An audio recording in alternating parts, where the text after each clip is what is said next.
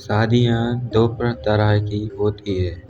एक शादी का बंधन वह होता है जहाँ लड़का लड़की एक दूसरे को पहले से जानते समझते हैं, एक दूसरे की पसंद और नापसंद के बारे में भी जानते हैं। ऐसी शादियों को प्रेम विवाह या लव मैरिज का नाम दिया जाता है। दूसरे प्रकार की शादी समाज परिवार के लोगों द्वारा तय की जाती है। अमूमन ऐसी शादियों में युवक युवती को एक दूसरे को समझने और जानने का समय नहीं मिल पाता, जिसे अरेंज मैरिज या व्यवस्था विवाह की संज्ञा दी जाती है।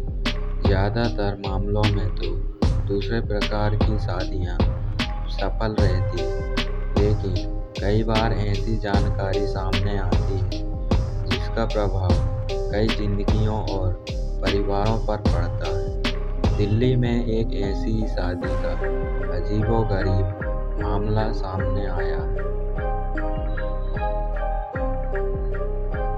शादी के बाद पति को अपनी पत्नी की एक गलत आदत के बारे में पता चला, जिसके बारे में शायद महिला के परिवार वालों को भी नहीं पता था।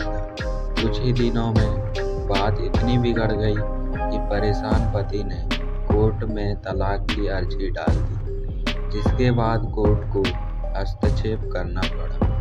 पति के मुताबिक पत्नी को सोशल मीडिया की बहुत बुरी लत थी, यहाँ तक कि वह अपने घर परिवार पर भी ध्यान नहीं देती थी। पति के अनुसार पत्नी देर रात तक व्हाट्सएप और मैसेंजर पर कई पुरुषों से बातें किया करती थी।